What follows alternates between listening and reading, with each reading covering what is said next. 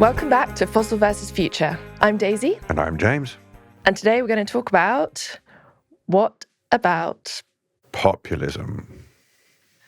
Populism is a political approach that aims to speak for ordinary people, those who feel their concerns are disregarded by established elite groups. There are a few common features of populist politics. First, the us versus them narrative. The belief that society is divided into two opposing groups, the pure people and the corrupt elite. Second, charismatic leaders who claim to embody the will of the people. Third, an anti-establishment sentiment and deep distrust of institutions, whether that's government, media, or expert bodies. Populists often rely on direct communication, bypassing traditional channels to connect with supporters via social media or rallies. And finally, populist messages tend to simplify complex problems, offering emotionally charged, quick-fix solutions. Populist movements can appear across the political spectrum. Right-wing populism often focuses on nationalism, anti-immigration policies, and law and order politics. It targets not just elites, but also perceived outsiders. Left-wing populism tends to highlight economic inequality, social justice, and anti-corporate sentiment, targeting elites like billionaires, banks, and multinational corporations.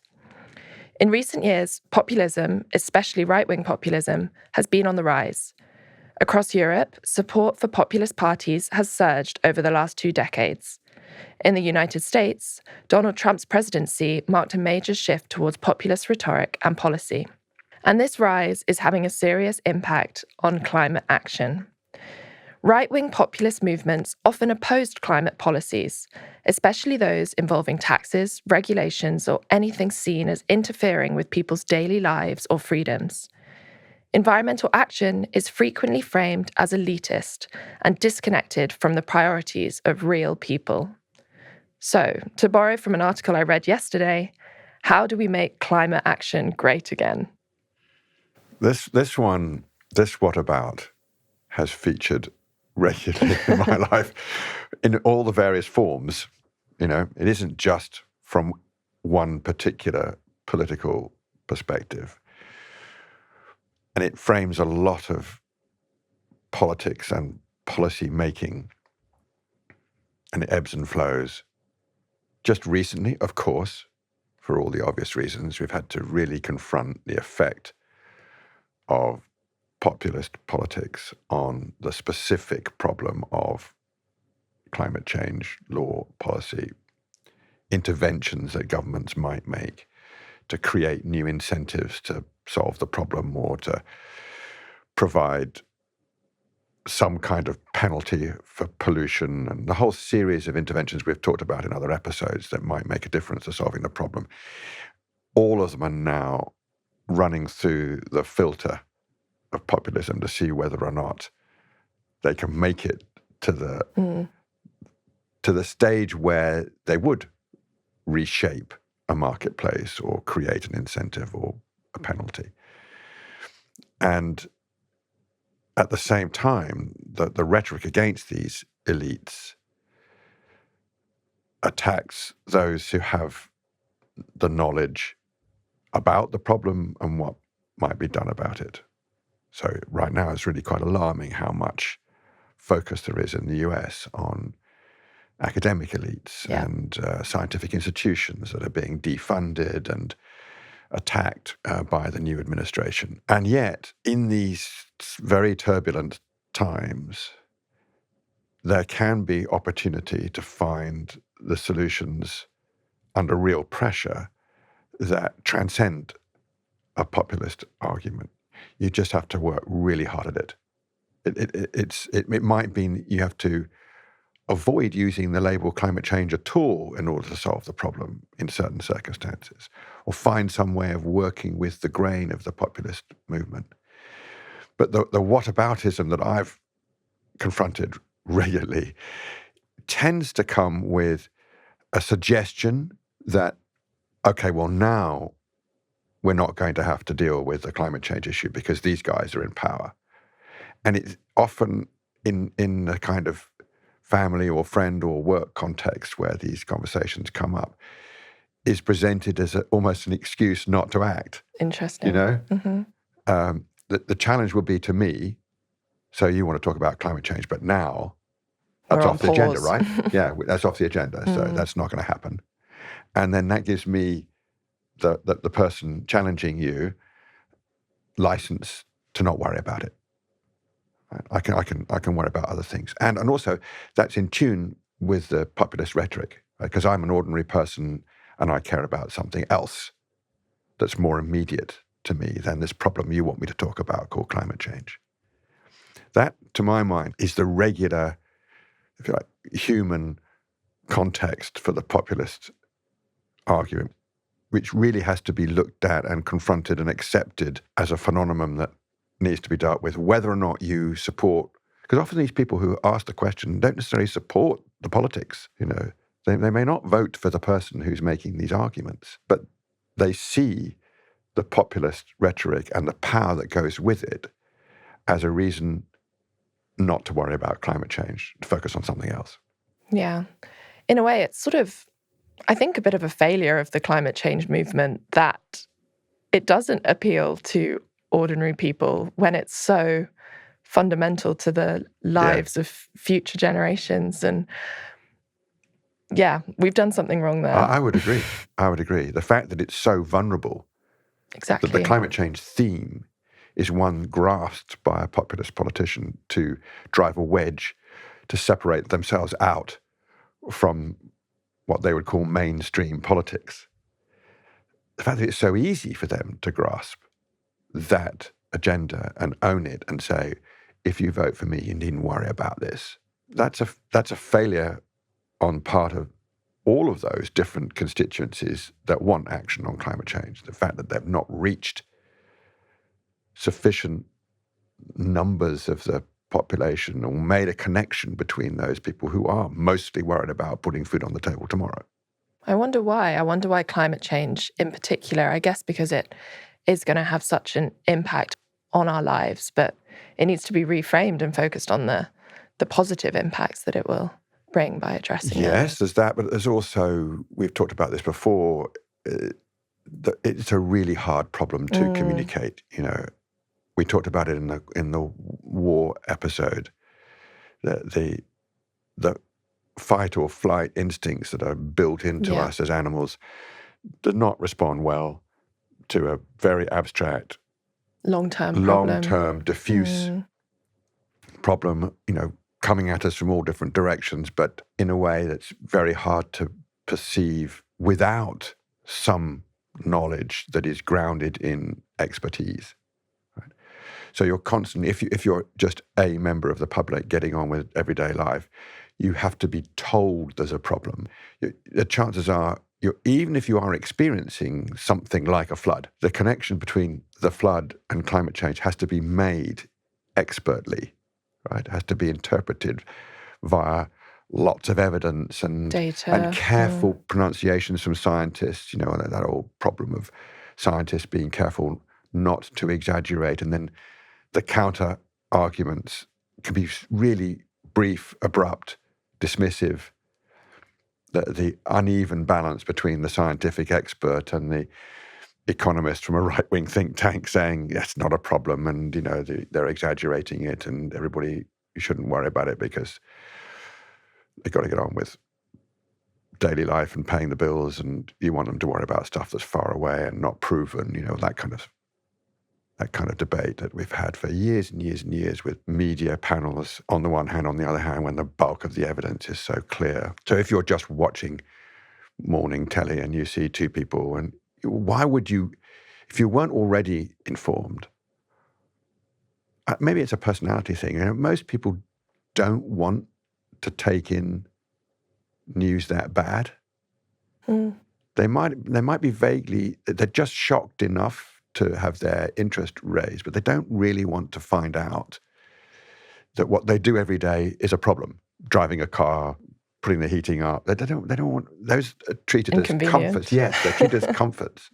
Yeah. And certainly, maybe there's a generational difference. I don't know. Maybe to test this out, certainly amongst my generation, it's very deep-rooted, the sense that more energy is better. The energy that they understand is fossil fuel energy. Very hard to be told that that's a problem. Very hard to take out of their learning and experience that more fossil fuel energy could possibly be bad. Because throughout their lives, discovering oil and gas, obviously a fantastic thing for the economy and maybe for their own personal wealth or work. Having more of it in our country, obviously a good thing. Having big brand name oil and gas companies, obviously a good thing.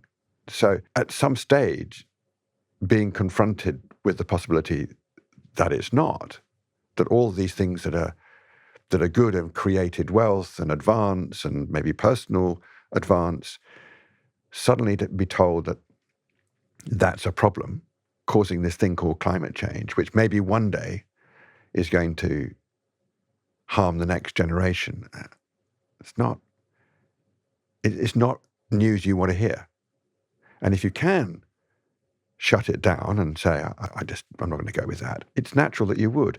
And if someone comes along and gives you permission not to worry about it, in fact, gives you an argument not to worry about it that fits with some other part of your belief system, the one I get a lot and have done not just here or in the States, but in other parts of the world too, there's a very powerful constituency, and again, it's often represented by men of my age, that have a view about politics, government, size of government, role of government compared to the role of the private sector, individual freedom and responsibility arguments, generally and not exclusively to the right of the political spectrum. There's an argument oft repeated in that constituency that says, if the solution to the climate change problem is more government, then it can't be a problem. There's no logic in that. That's not a logical argument, but it's an attractive one for that particular political point of view. If you're telling me there's a problem and the solution is something I don't want, I'll focus on what I don't want, and then I'll tell myself it's not a problem. That's very familiar, that pattern of thinking. By more government, you mean more regulation? Yes. Or okay. Yeah.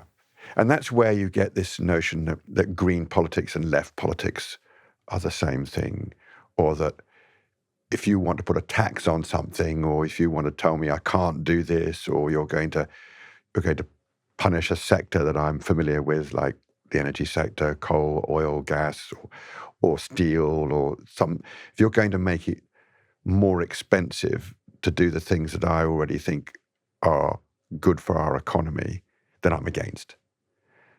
And I'm not just against your intervention, I'm against the idea that there's a problem that requires the intervention.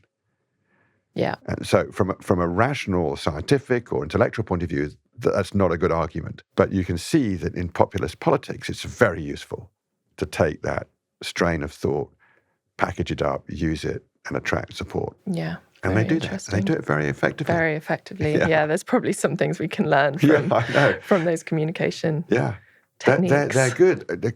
Clarity, repetition of themes. It's quite easy to build solidarity amongst that constituency. And the channels of communication as well, as you mentioned in the beginning, particularly with the generational perspective. Social media is something that's used a lot by populist leaders. Well, it's really clear in the States that, for want of a better, I'd say a bit of a poor use of political language, because right and left is now a very confused space. Right and left coming in a big circle, touching each other's arguments. It's really hard to use left and right effectively and accurately at the moment.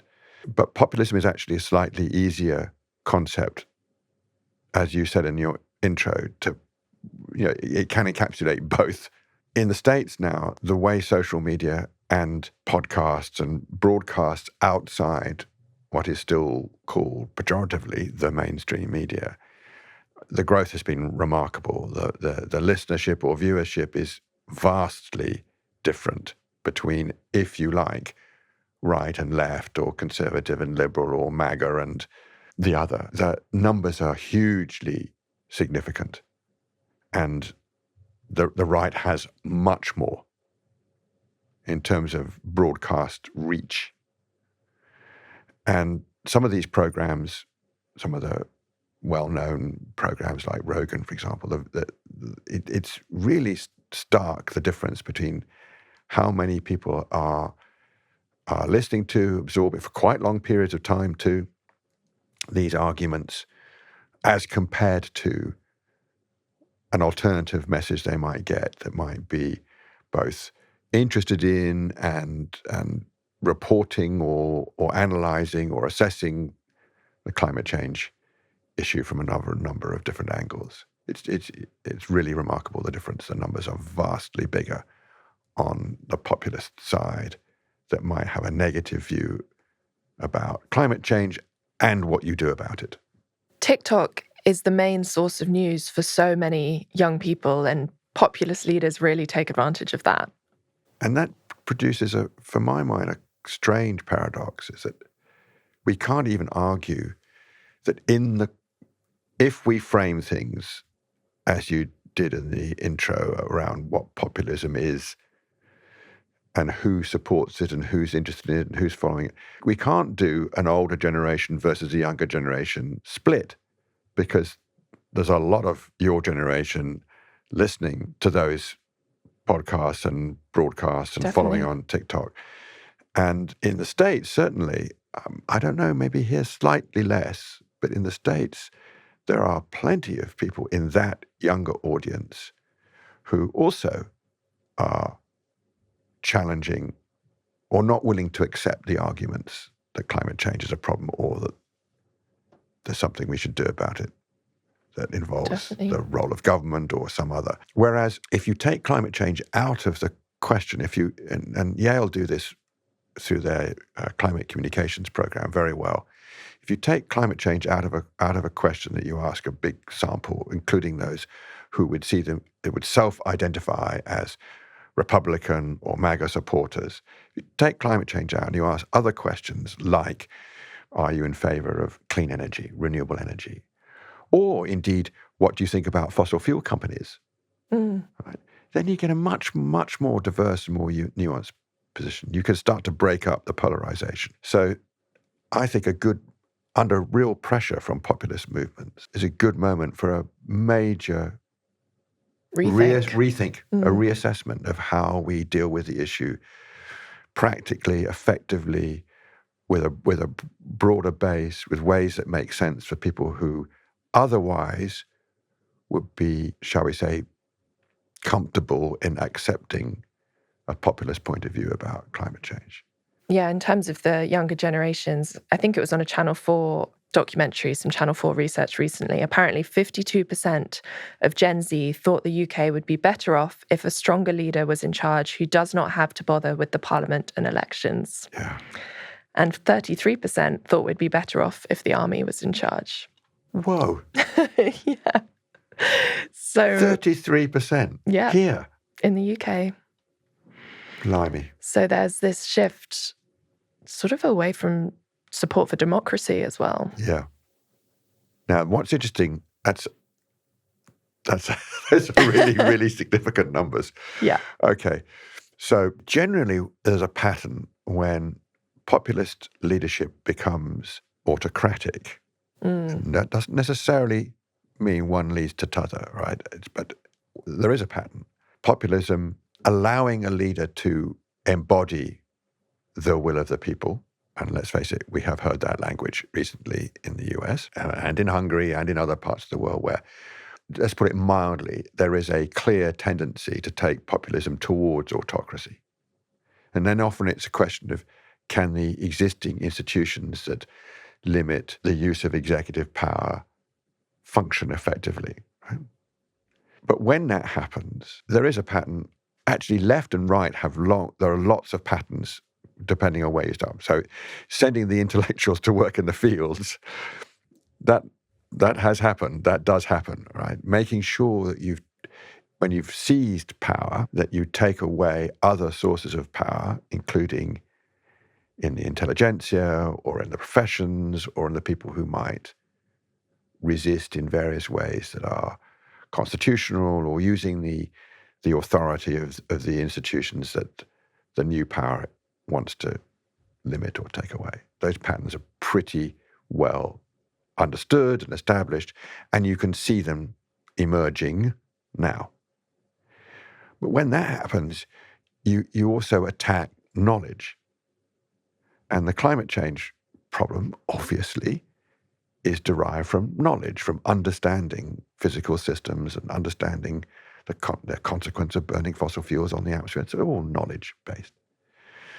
So unless the autocrat has some other reason for their own power to focus on climate change, maybe they want to be a world leader in the solutions, who knows? But unless that happens, the chances are that autocratic power will take power away from the very people you need to understand the problem and figure out what the solutions might be. You're basically undermining your knowledge resource in your economy.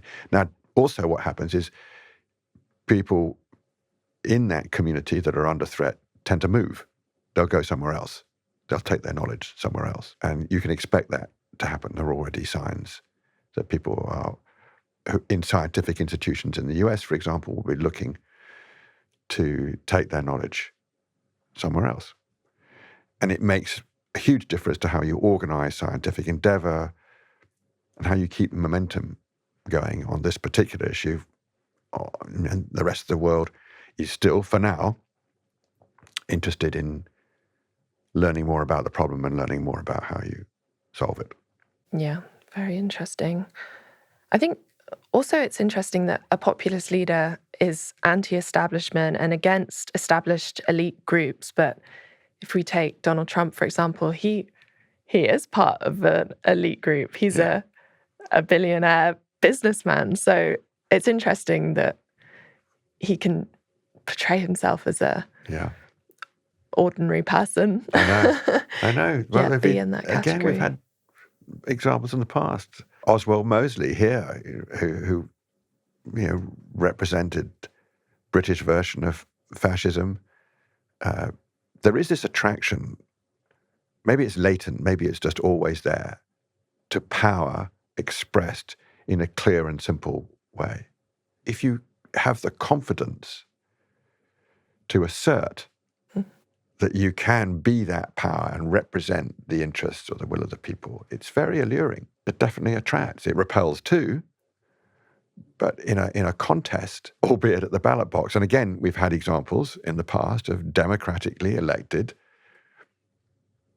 leadership that has found a way of becoming autocratic and reshape the institutions so they have less control, and they become.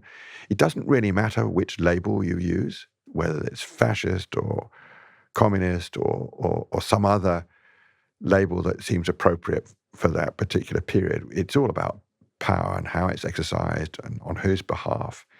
And inevitably, power attracts power and builds concentrations of power, including in elites. They just become a different elite, right? They become a corporate elite or a tech elite.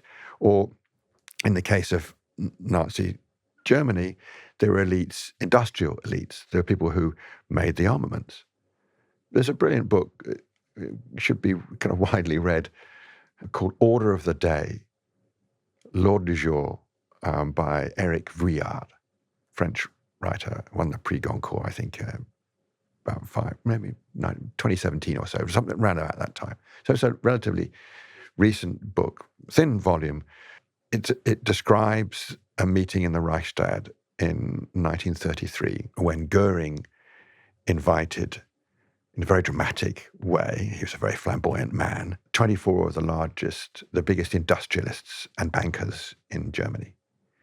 And it was a big show, and they arrived at a long table, and they had their places, and he paraded around saying, with your help and your money, we're going to take power, and you needn't worry about the vagaries of elections in the future. We'll be holding on to power for a while. You're going to back it. You'll do very well out of this if you pay up.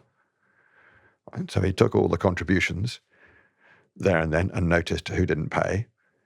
And they did look after those companies.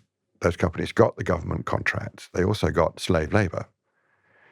And they profited massively from a relatively short period of time, let's face it, of a Nazi regime.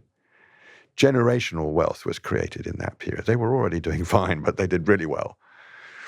And the Nazi government got the financial support they needed. So that is a classic example of power making a bargain, doing a deal with other forms of power. You are going to be fine when I'm in charge, but you stick to business, we'll do the politics. Putin's Russia is another example. And every now and again, it'll break, that power, that deal will break. This one, it's quite hard to know where it ends up. But for now, it isn't benefiting the climate change issue. It looks like a serious threat to certainly any governmental action in the States, although let's face it, the states in the States still have power to act. But we'll see. Populism in many forms. We have our own version here, of course. UKIP were the most popular party a couple of months ago. I don't know if they still are, but... Reform. Oh, sorry, yes. Reform were the most popular party. Yeah. And they've got an anti-net zero campaign. Mm-hmm. It's not actually that attractive an electoral strategy. Of all the people in the last election who campaigned actively they had a little group, an anti-net zero group, almost all of them lost their seats. Right? They didn't do well with that theme. And that's something to guard against. We shouldn't think that these populist arguments are more popular than they actually are. Sometimes I think we cede too quickly ground to those arguments. And I also think we're a bit nice about responding to them. I think something that's interesting is presumably one of the reasons for this rise in populism is a dissatisfaction with today and business as usual. Something we need for the climate change movement, dissatisfaction with business as usual in this move towards a transformation of our systems. And so is there a way that we can bring those together somehow and show that by addressing the climate change movement, we will move towards a better world? Yeah, I think there is. I really think there is. Actually, it's one of the things I hang on to in order to remain positive and optimistic. I genuinely think there is. Greg Jackson from Octopus. Yeah. He's really good at this. He's really good. He confidently and naturally, kind of non-businessy sort of language, asserts that if you electrify the economy in the UK and you do it with ordinary bill payers in mind, life will get better for them. The bills will come down. You will have a better system at the end of it. Now, the problem, as we've discussed before, is that the regulatory system that we have, the power markets that we have, were not designed for these new technologies. And they still haven't grasped the fact that these technologies are really revolutionary. They are really different from what we had before. Making electrons with renewables, storing electrons, digitally managing them, using electric vehicles as storage. This is a whole new game. It's a completely different system. And so the consumer right now isn't experiencing a cash-in-hand benefit from these new technologies. But Greg knows that they will once you've reshaped the marketplace, once the rules are different, and once the technologies are installed at enough scale to make a difference to somebody's bills. And so I think the vision of what is to come does satisfy that demand for improvement in the ordinary lives of people. I'm very confident about that. It's just a lot of work to do to change what's there already. And if you can do it in a way that satisfies some of these very real, in some cases urgent concerns of communities who are not flourishing, then of course you must. Well, I think one of the shifts that we're seeing with this rise in populism in the US, particularly in using different language, so not using climate change, not using ESG, there seems to be a shift towards talking about adaptation and resilience more than mitigation, which is maybe one strategy that could work quite well, because I think talking about reducing gases in the atmosphere over long timelines by 2050 or whatever is hard for people to grasp and care about. But if you start focusing on climate disasters, I Floods. suppose, floods, wildfires, and then, like you say, the benefits that will come from moving to new technologies. It's not a bad Resilience. mantra to just, of course, in the business world, focusing on risk has a particular, there are metrics, there are ways of financing and, responding to signals related to risk.